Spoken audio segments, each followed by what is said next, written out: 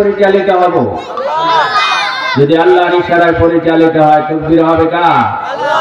লিল্লাহি তাকবীর, আল্লাহু আকবার। আমি আমার সূচনায় দুই চারটি কথা বলে এরপরে আমি আমার আলোচনায় যাব। আমাদেরকে সৃষ্টি করেছেন কে? আল্লাহ। কথা বলতে হবে, আমাদের সৃষ্টি করেছেন কে? আল্লাহ। সেই আল্লাহ জীবিত না মৃত? সেই আল্লাহ আছে না আগে আছিল এখন নাই? যে আল্লাহ রব্বুল ইজ্জত ওয়াল জালাল গোটা ব্রহ্মাণ্ড সৃষ্টি করেছেন, সেই আল্লাহ আছে না নাই? আছে। আমরা কি আল্লাহ তাআলার সেই প্রভু যিনি আমাদেরকে দয়া করে সৃষ্টি করেছেন? এই খায়রুদ্দিন তুহিন শেখ উপরে আসেন। সেখানে আল্লাহ রাব্বুল আলামিন দয়া করে আমাদেরকে সৃষ্টি করেছেন তার পরিকল্পনা মতো, ঠিক না বেঠি? পরিকল্পনা দুনিয়ার কোন মানুষ দিয়েছেন? দিয়েছেন কে? আল্লাহ তাআলা। এই আল্লাহ তাআলা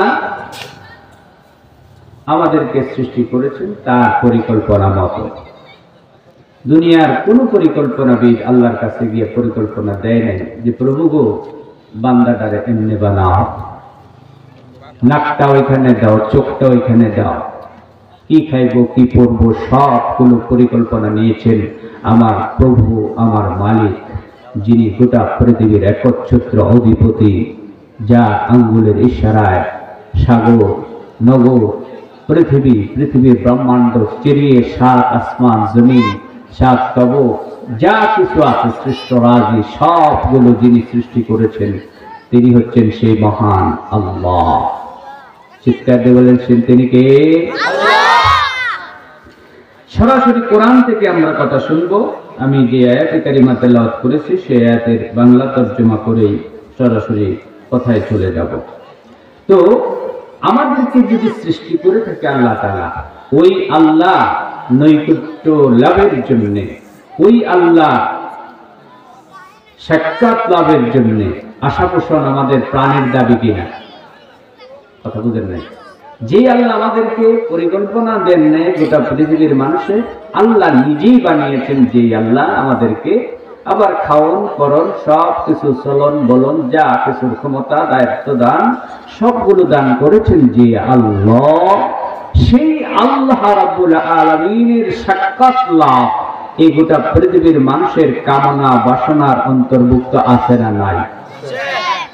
আপনি কি চান না যে আল্লাহর নৈকট্য লাভ করি? আপনি কি আমি কি চাই না আল্লাহর নৈকট্য লাভ করি?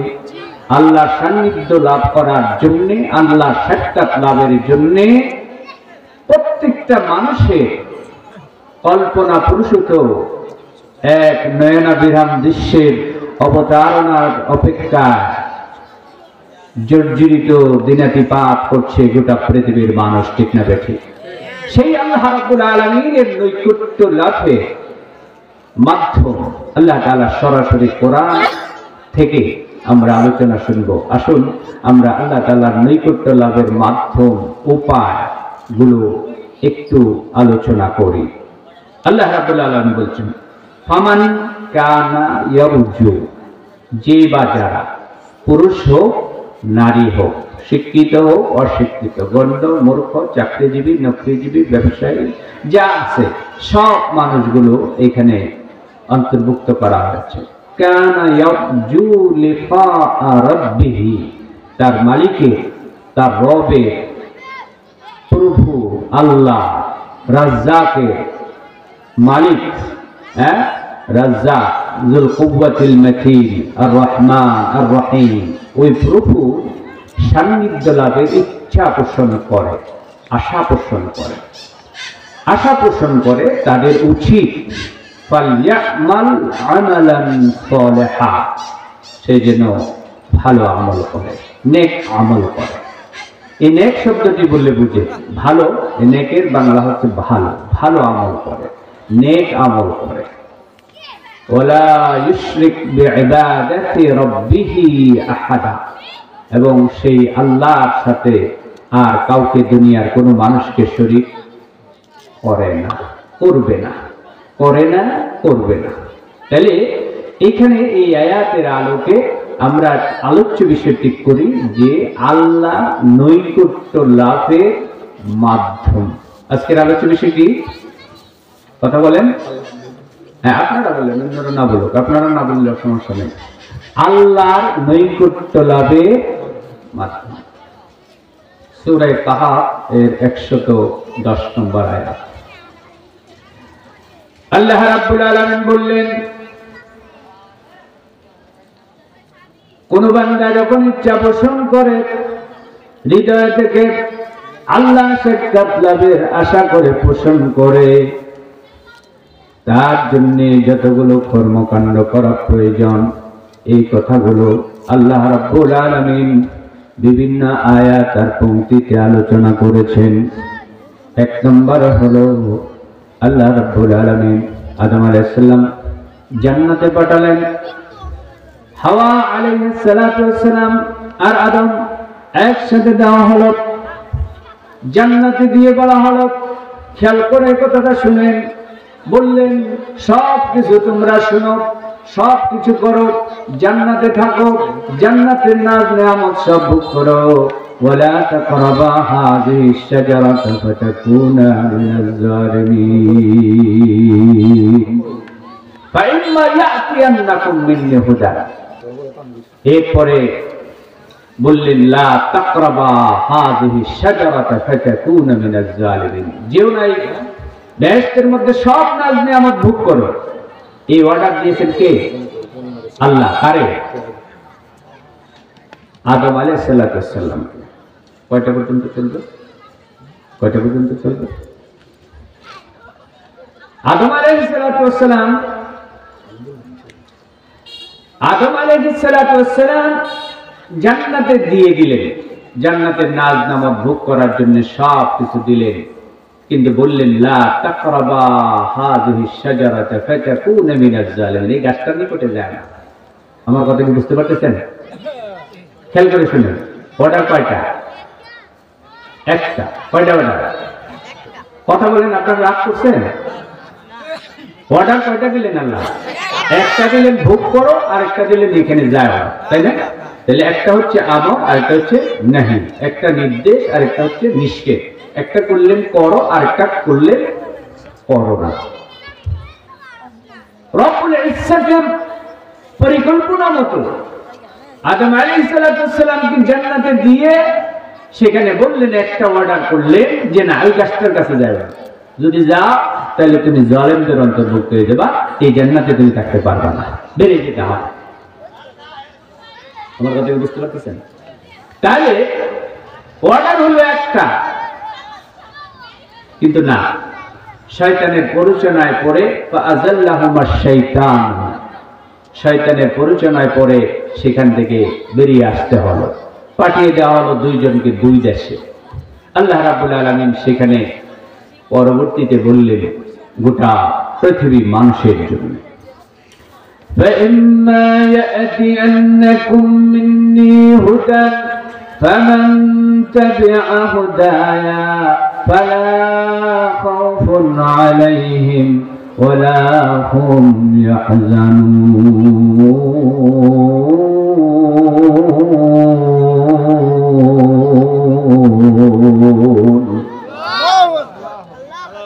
فَإِمَّا يَأْتِيَنَّكُم مِّنِّي, আমার পক্ষ থেকে যখনই তোমার কাছে হেদায়েত যাবে, হেদায়েত মানে কোরআন, সুবহানাল্লাহ বলতেন না, হুদান, ফামান, যে বা যারা, তাবিয়া হুদায়া, এই কোরআনের অনুসরণ করবে, এই কোরআন অনুযায়ী নিজের জীবন গড়বে, কোরআন অনুযায়ী জীবন সাধনা করবে, কোরআন অনুযায়ী সমাজ গড়বে, কোরআন অনুযায়ী ব্যবসা প্রতিষ্ঠান চালাবে, কোরআনের নীতি অনুযায়ী দেশ পরিচালনা করার সিদ্ধান্ত নেবে, ফালা খাউফুন আলাইহিম, তার কোনো ভয় নাই, সুবহানাল্লাহ বলতেন না, ওয়ালা হুম ইয়াহজানুন, তার দুশ্চিন্তারও কারণ নাই। ইংরেজিতে বলা হয় there is no worry and there is no hesitation, তার কোনো চিন্তা থাকবে না, ভয় নাই, আর কোনো হেজিটেশনের কারণ নাই, দুশ্চিন্তার কারণ নাই। ফালা খাউফুন আলাইহিম ওয়ালা হুম ইয়াহজানুন। গোটা পৃথিবীর মানুষ অবাক হয়ে গেল। আদম আলাইহিস সালাতু ওয়াস সালাম সেখান থেকে বেরিয়ে প্রভুর দরবারে খুঁজতে লাগলেন কিভাবে প্রভুর মনোরঞ্জন করা যায়, প্রভুকে সন্তুষ্ট করা যায়, চিন্তা করতে লাগে। চিন্তা করতে করতে করতে করতে মাসের পর মাস, বছরের পর বছর চলে গেল। আল্লাহ পাক রব্বুল ইজ্জত ওয়াল জালালের দয়া হলো, বলা হলো ফাআতাম্মাহুন্না বিকালিমাতিন, আমি তোমারে কিছু কালিমা শিক্ষা দিয়ে দেই, এই কালিমা দিয়ে আমার কাছে দরখাস্ত করো, আমি কবুল করলে তোমার জায়গায় আবার তোমার স্বস্থানে ফিরে যাবে। চিৎকার দেবেন সুবহানাল্লাহ। প্রিয় ভাইরা, এই পৃথিবীর গঠন করার জন্য, গোটা সমাজ ব্যবস্থা আমূল পরিবর্তন করার জন্য বিশ্বনবী মুহাম্মদুর রাসূলুল্লাহ সাল্লাল্লাহু আলাইহি ওয়াসাল্লাম আসলেন। 40 বছর পর্যন্ত যাকে আল আমিন বলে ডাকতো, আস-সাদিক বলে ডাকতো, ঠিক না বেঠিক? কথা বলেন। বিশ্বনবীর আল আমিন বলতো, আস-সাদিক বলতো। কাফেররা তাদের স্ত্রীদেরকে দেখভালের জন্য রাসূলুল্লাহ সাল্লাল্লাহু আলাইহি ওয়াসাল্লামকে দায়িত্বভার দিয়ে যেত। এমন একটি সুন্দর মনোরম পরিবেশে বিশ্বনবী বড় হলেন। বিশ্বনবী বড় হয়ে যখন 40-এ পদার্পণ করলেন, আল্লাহ পাক অর্ডার করলেন, এবার যাও, উদউ ইলা সাবিল রাব্বিকা বিল হিকমাতি ওয়াল মাউইযাতিল হাসানা ওয়াজাদিলহুম বিল্লাতী হিয়া আহসান। আহ্বান করো ওই আল্লাহর দিকে। কার দিকে ডাকো? তাহলে আহ্বান হবে কার দিকে? এই কথা বলেন, আহ্বান হবে কার দিকে? আমি ব্যক্তির দিকে না, কোনো খানকার দিকে না, কোনো মাজারের দিকে না, কোনো ব্যক্তি পূজার দিকে নয়, কোনো অর্থ পূজার দিকে নয়। পূজার দিকে ডাকা হবে, অর্চনা আড্ডার জন্য ডাকা হবে বিশ্ব ব্রহ্মাণ্ডের একচ্ছত্র মালিক সেই আল্লাহর দিকে, ঠিক না বেঠে? যারা এই আহ্বানকে সংকুচিত করে নিজের পেটকে বড় করার জন্য,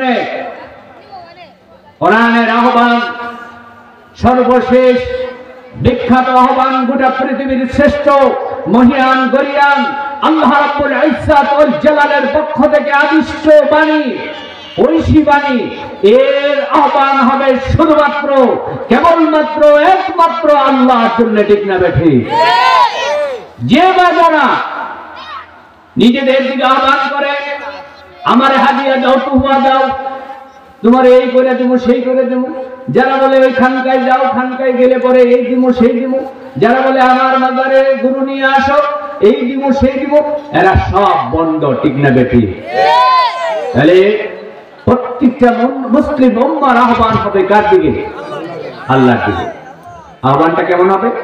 আল্লাহ পাক বললেন, আহ্বানটা হবে বিল হিকমা ওয়াল মাউইযাতিল হাসানা ওয়াজাদিলহুম বিল্লাতী হিয়া আহসান। হিকমত আর উত্তম স্বরে, কওলান লাজ্জিনা, নরম স্বরে আল্লাহর দিকে আহ্বান করো। গোটা জাতির উম্মাহ আজ জাহান্নামের দিকে লাফায় লাফায় যাচ্ছে। গোটা জাতির উম্মাহ, গোটা উম্মাহ ইয়াবা ট্যাবলেট সেবনের মাধ্যমে তাদের নিজেদের মুক্তির সায়রাত যে আশা পোষণ করছে, গোটা বর্বর জাতি উপেক্ষা করে আজকের যুবক শ্রেণীর মানুষগুলো ইসলাম থেকে দিক বিদিক ছুটাছুটি করছে, যা আমাদের এই মহাগ্রন্থ আল কোরআনের শাশ্বত বাণী তাদের কর্ণকুহরে ঠিক মতো না পৌঁছানোর কারণে। যদি যথাযথভাবে কোরআনের জ্ঞান, আল্লাহর ঐশীর জ্ঞান, ঐশী বাণীর কথা, আল্লাহর কথা, আল্লাহর মহত্বের কথা, আল্লাহর জাত ও সিফাতের কথা, আল্লাহর রহমত, আল্লাহর গজবের কথা, এই সবগুলো যদি ঠিক ঠিকঠাক মতো যথাযথ যুবকদের যুবক শ্রেণীর কাছে পৌঁছানো যেত, তাহলে বিশ্বনবী যে সমাজ ব্যবস্থাকে ভেঙে চুরমার করে দিয়ে মাইট ইজ রাইট যুগ যার মুলুক ছিল, যেই সমাজের নারীদের ভোগ্য পণ্য হিসেবে বাজারে বিক্রি করা হতো, যেই নারীদেরকে জীবন্ত কবর দেওয়া হতো, এই সমস্ত বর্বর আইয়ামের জাহেলিয়াকে সুন্দর সোনালী সমাজে রূপান্তরিত করতে পেরেছিল। আজও যদি যে কোরআন সেই কোরআন দিয়ে করেছিল, এই কোরআনের সমাজ কায়েমের জন্য যদি সব শ্রেণী পেশার মানুষকে উদাত্ত আহ্বান জানানো যেত, আজও সেই সোনালী সমাজ কায়েম হতে বাধ্য। ঠিক না বেঠিক? প্রিয় ভাইরা, এই সোনালী সমাজ যদি কায়েম করতে চায়, কোরআনের কাছে আসতে হবে। কোরআনের যে কর্মসূচি প্রেরণ করেছেন, এইগুলোর মাধ্যমে আল্লাহর নৈকট্য লাভ করতে হবে। এবার ফোন করেন, এবার মূল কথা, মূল আলোচনা বলছি। আল্লাহর নৈকট্য লাভের উপায়, মাধ্যম এক, উবুদিয়্যাত। নোট করে নিতে পারেন সবাই। এক হচ্ছে আল্লাহর গোলামি। সুবহানাল্লাহ বলেন। উবুদিয়্যাত, আব্দুন থেকে। আল্লাহ রাব্বুল আলামিন বললেন, সুবহানাল্লাযী ইয়াসরা বি'আবদিহি লাইলাম মিনাল মাসজিদিল হারামি ইলাল মাসজিদিল আকসাল্লাযী বারাকনা হাওলাহু লিনুরিয়াহু মিন আয়াতিনা। আল্লাহু আকবার। বিশ্ব ব্রহ্মাণ্ডের মালিক আল্লাহ রাব্বুল আলামিন নবী মুহাম্মদ সাল্লাল্লাহু আলাইহি ওয়াসাল্লামকে আব্দুল বলে ঘোষণা করেছেন। আবুদুন, আইন বা দাল, আব্দুল, যিনি ইবাদত করে তার নাম হলো আবেদ, যার ইবাদত করা হয় তার নাম হলো মাহবুদ। চিৎকার দিয়ে বলেন, আমাদের মাহবুদের নাম কি? আল্লাহ। অনেকে বলতে পারেন, আমাদের মাহবুদের নাম কি? আমাদের মাহবুদের নাম আল্লাহ।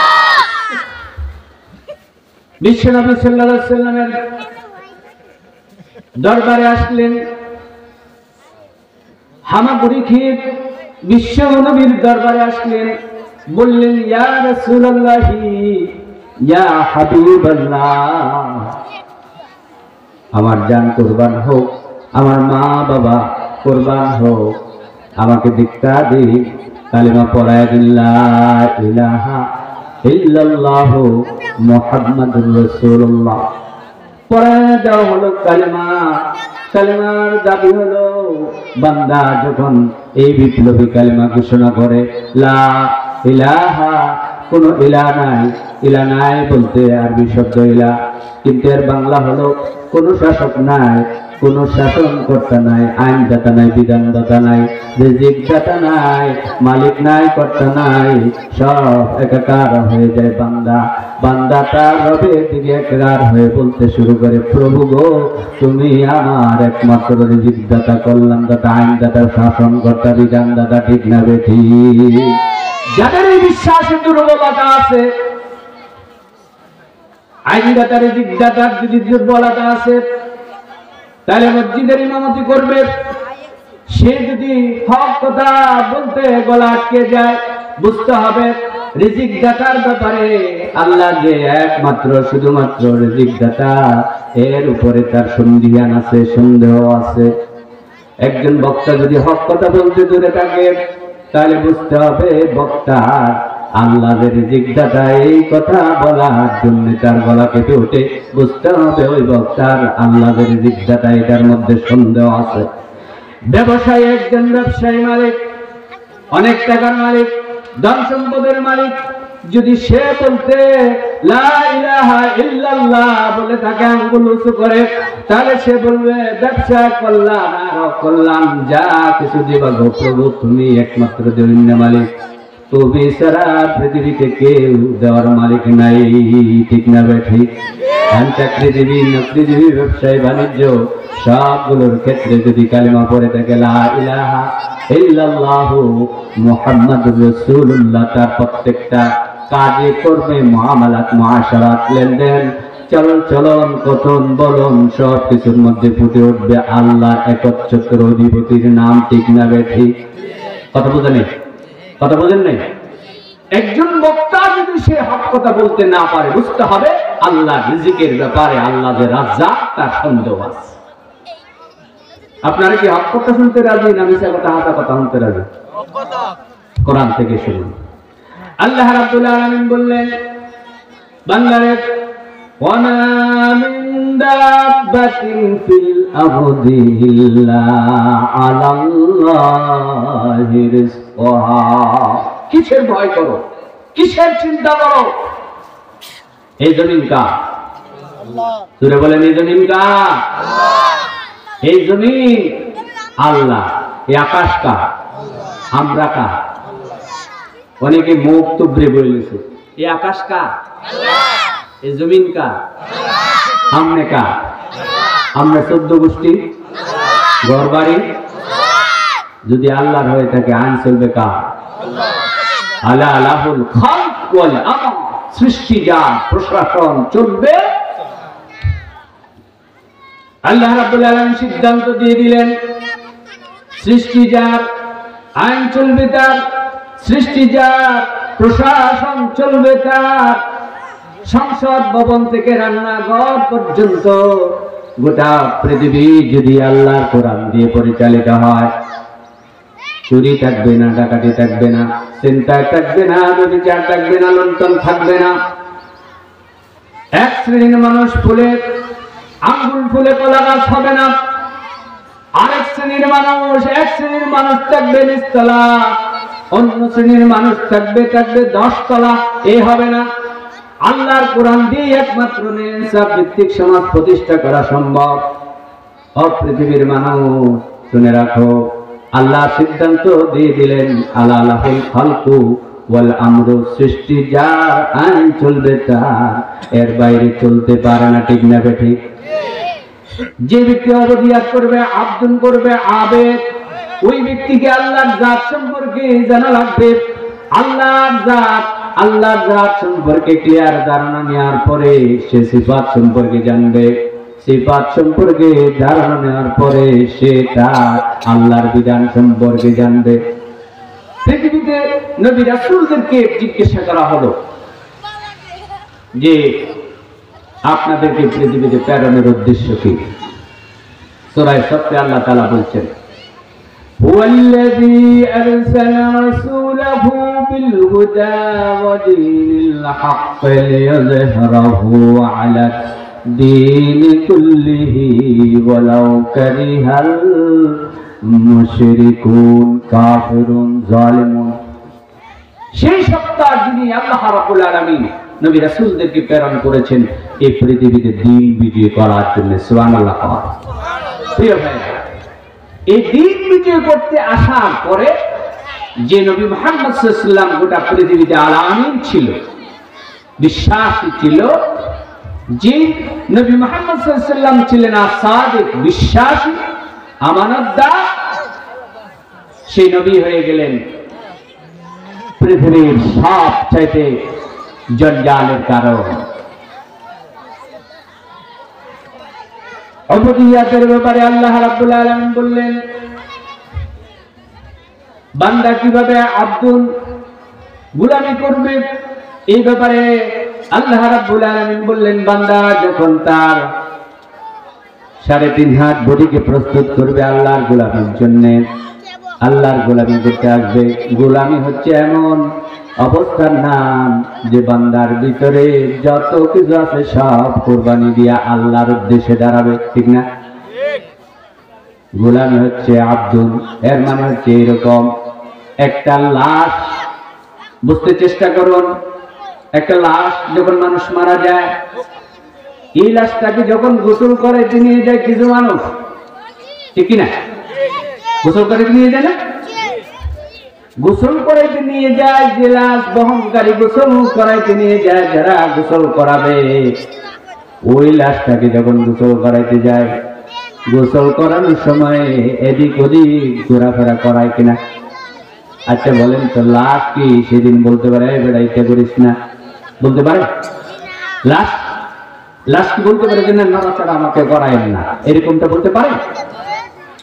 যেমনি ভাবে একটা লাশ গোসলকারীর সামনে একেবারে নত হয়ে অবনত মস্তকে সাপ সারা বলিটা দিয়ে দেয়, তেমনি করে বান্দা প্রভুর সামনে যখন দাঁড়িয়ে যাবে, বান্দাটা ওই রকম লাশের মতো দাঁড়ায় থাকবে। থাকবে না তার অসুনিচু, থাকবে না তার খুশুগদুর অভাব, থাকবে না তার হিংসা, থাকবে না তার বিদ্বেষ, সবগুলো বলে সে একমাত্র একনিষ্ঠ বান্দা হয়ে যাবে আল্লাহর দরবারে। ঠিক না বেঠি? বান্দা যদি মনে করে দামি কাপড় পরছি, পাঞ্জাবিটা বাঁধতে দিব না, ইস্ত্রি করা পাঞ্জাবি, তাহলে বোঝা গেল সে আবেদ হতে পারে নাই। বান্দা যদি সেজদায় দিয়া দোকানপাটের হিসাব করে, বুঝতে হবে সে আব্দুল আবেদ হয় নাই। যদি বান্দা সেজদায় গিয়া সে গাড়ির হিসাব করে সারাদিন আজকে কয় টাকা কামাই করেছে, তাহলে বুঝতে হবে ওই বান্দা আল্লাহর আবেদে পরিণত হয় নাই। পতন হবে, চলন হবে, বলন হবে, সবগুলো আল্লাহর দেওয়া মোতাবেক চিন্তা আর ফিকিরের প্রতিফলন বান্দার মাঝে তৈরি হবে। ঠিক না বেঠি? আমার ব্যবসা যদি হয় কোরআন দিয়ে, আমার চাল চলন যদি হয় কোরআন দিয়ে, আমার ইমামতি, আমার খতিবগিরি, আমার ওয়াজ, আমার নসিহত, এই সবগুলো যদি হয় কোরআনের দেওয়া নীতি অনুযায়ী, বিশ্বনবীর দেখানো মতে, সুন্নাহ মোতাবেক, তাহলেই বুঝতে হবে এই লোকটা প্রকৃত আবেদে পরিণত হয়েছে। ঠিক না বেঠি? আর যদি না, আমি গ্রামের ফরদান্না, আমি গ্রামের নেতা মানুষ, পাঞ্জাবি টুপি কোট করে নামাজে দাঁড়ালাম, আয়সা মসজিদে আর কিছু পাইলাম না, ইমাম সাহেবের লয়ে নিলাম, এই ইমাম সাহেব সারাদিন কি হরুন খাইন আর ঘুমান, মসজিদে ঝাড়ু দিতেলেন না, কি রোজা গেল? এই কথায় তার মধ্যে দম্ভ আছে, আছে না নাই? এই আমি বানায় কেটেছি কথা, দম্ভ আছে না নাই? অহংকার আছে না নাই? এটা যদি আমার বাপ হয় করবো কিনা? আরে ভাই, আপনি ইমাম সাহেবকে ডাকবেন কেন? আপনি নিজে ঝাড়ু দিতে পারেন না? মসজিদ ঝাড়ু দিলে সব হয় না? আমার মসজিদে সভাপতি সাহেব নিজে আইসা ঝাড়ু দেয়, সুবহানাল্লাহ। আমি শিক্ষা দিয়েছি, আপনি ঝাড়ু দিলে সব হবে, আপনি আরেকজনকে ডাকেন কেন? যে বাইতুল আতিক, বাইতুর রহমাত মসজিদ, এই মসজিদে ঝাড়ু দিলে বাইতুল্লাহ কাবা শরীফ ঝাড়ু দেওয়ার সমান যদি সব হয়, তাহলে একজন ইমাম যদি ঝাড়ু দেয় সব হয়, তাহলে আমি আব্দুর রহমান ঝাড়ু দিলে সব হতো না? অবদিয়া, আল্লাহর নৈকট্য লাভের মাধ্যম হলো আল্লাহর গোলামি। ফলাফল পরে বলবো, এই জন্য আগে জানি জানি, এর লাগি ফলাফলটা কইতেন না। গোলামের ব্যাপারে আল্লাহ রাব্বুল আলামিন বললেন, ইয়্যাকা না'বুদু ওয়া ইয়্যাকা নাস্তাঈন। আছে না নাই?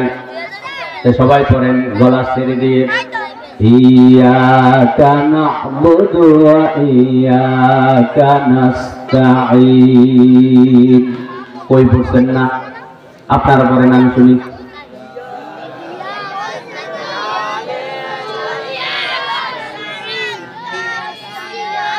আরে ভাই, এটি তো কোরআনের অংশ, কোরআনের অংশ না? সূরাত আল-ফাতিহা, ইয়্যাকা না'বুদু।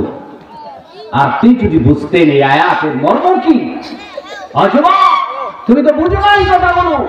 ইমাম সাহেবের পিছনে আল্লাহু আকবার বলেছো, দাঁড়িয়েছো, আর তোমার কুট্টানি বেয়া হয়ে যাবে এই চিন্তাতে আছো, সেটা দেওয়ালা ওর কুট্টারে সুদা হয়, উঠছে আরেকবার সুদা হয়। ইয়্যাকা না'বুদু ওয়া ইয়্যাকা নাস্তাঈন। ওগো আল্লাহ, তোমারই গোলামি করি, ওয়া ইয়্যাকা নাস্তাঈন, তোমার কাছে সাহায্য চাই। এই সাহায্য কেমন হবে? আল্লাহ রাব্বুল আলামিন আরেক আয়াতে এবার বললেন, আল্লাযীনা আন'আমাল্লাহু মিনান নাবিয়্যিন ওয়াস-সিদ্দিকিন ওয়াশ-শুহাদা ওয়াস-সালিহিন। ওগো আল্লাহ, সাহায্য চাই তোমার কাছে, দয়া চাই, রহমত চাই, করুণা চাই, এইভাবে চাই যে সমস্ত জাতি গোষ্ঠীরে তুমি রহমত দিয়েছো, দয়া করেছো, তাদের মতো করে আমারও চাই। মিনান নাবিয়্যিন, নবীদেরকে তুমি রহমত করেছো, সাহায্য করেছো, আমাকেও সাহায্য করো। দিন বিজয়ের রাস্তায় চলতে চায়, এই পথ মসৃণ নয়, কুসুমাস্তীর্ণ নয়, ফুল বিছানো নয়, এই পথটা হলো বন্ধুর পথ, উঁচু নিচু পথ, কণ্টকাকীর্ণ পথ। বিশ্বনবী এই পথ দিয়ে হেঁটেছেন, বিশ্বনবীর সাহাবায়ে কেরাম এই পথে হেঁটেছেন, ঠিক না বেঠিক? বিশ্বনবীর পথে কাটা বিছায় রাখতেন এক বুড়ি। আল্লাহ নবীজি বিশ্বনবীজি একদিন দেখতে পেলেন কাটা নাই, চিন্তা করলেন এই বুড়িমার কি হলো। যাই বাড়িতে গিয়ে দেখি বিশ্বনবীর সুন্নাহ ছিল যে বিরোধিতা করত তাকে আল্লাহ নবী নিজেও বিরোধিতা করতেন না, তাকে মায়ার নবী বিশ্বনবী দয়ার পরশ দিয়া তারে ইসলামের দীক্ষিত করতেন। সুবহানাল্লাহ।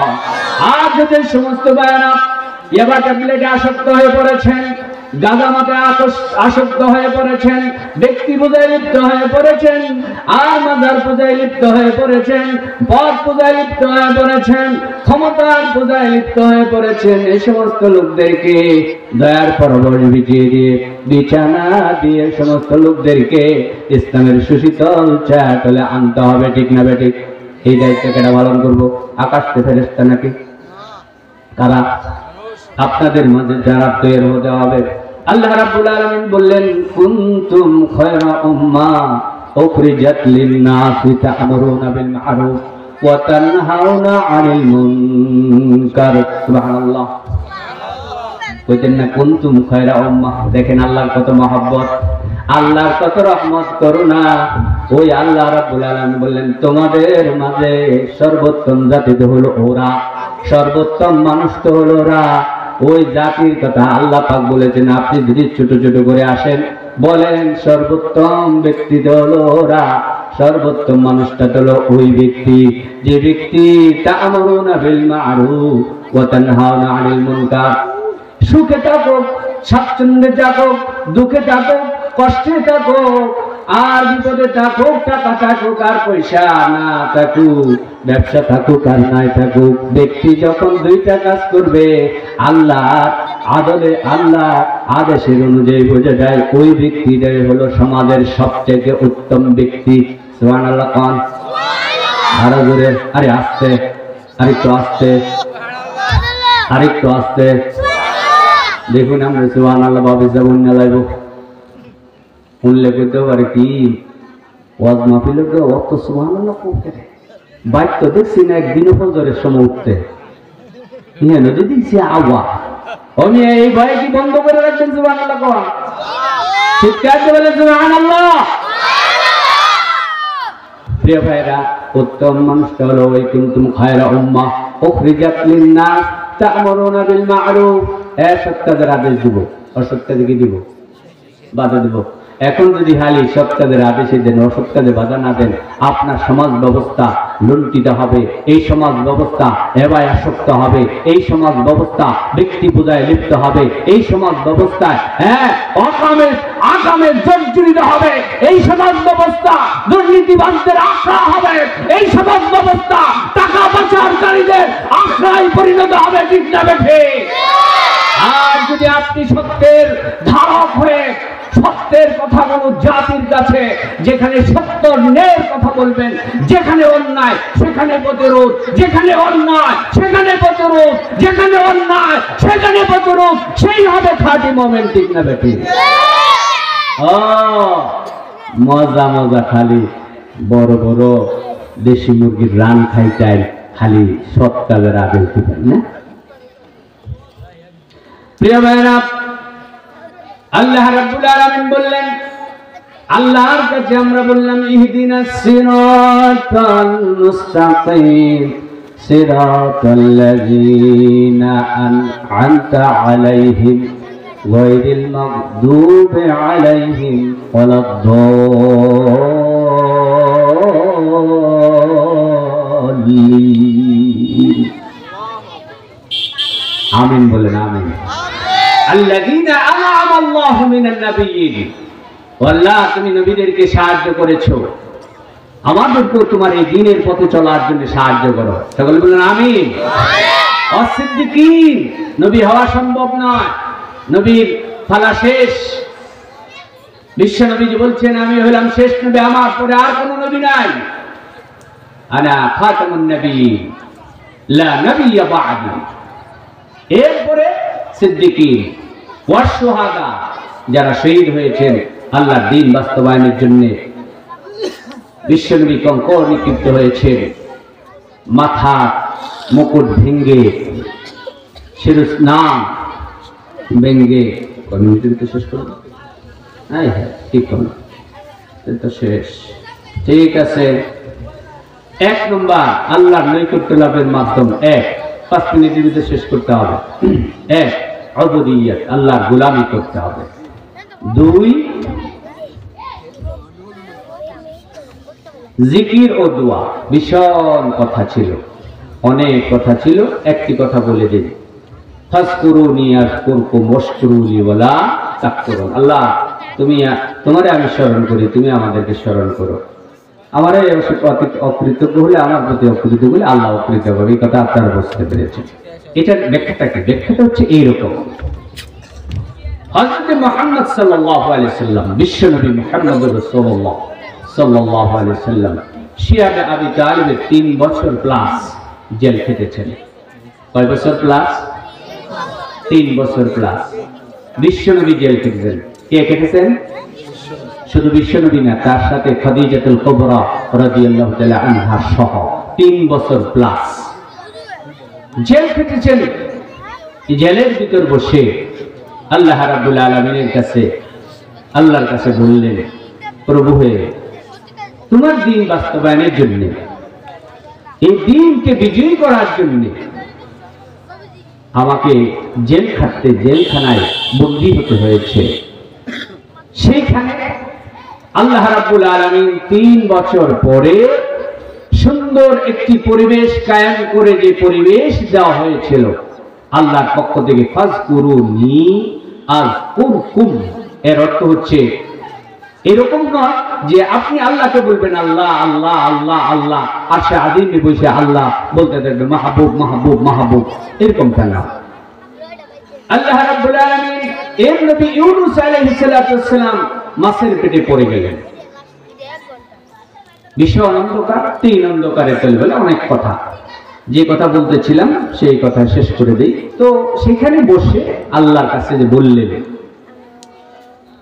যে লা ইলাহা ইল্লা আনতা সুবহানাকা ইন্নী কুনতু মিনাজ জালিমিন। আল্লাহ তুমি ছাড়া কোনো ইলাহ নাই। সুবহানাল্লাহ বলেন না? তাহলে বান্দা শুরু হবে লা ইলাহা ইল্লাল্লাহ দিয়ে, শেষ হবে লা ইলাহা ইল্লাল্লাহ। বান্দা শুরু হবে আল্লাহু আকবার দিয়ে, শেষ হবে উবুদিয়্যাত। এই বিষয়ে অনেক কথা ছিল, যাই হোক এই সব কথা বলতে চাচ্ছি না। তো ওইখানে যেই দোয়াটা করেছিলেন ইউনূস আলাইহিস সালামকে, আল্লাহ তাআলা বললেন, ও ইউনূস, আমি আল্লাহ জীবিত আছি। সুবহানাল্লাহ। আমি তোমার সব বিপদ আপদ দেখতেছি, এই বিপদ থেকে উত্তরণের দায়িত্ব আমি আল্লাহর কাঁধে নিয়ে নিয়েছি। সুবহানাল্লাহ।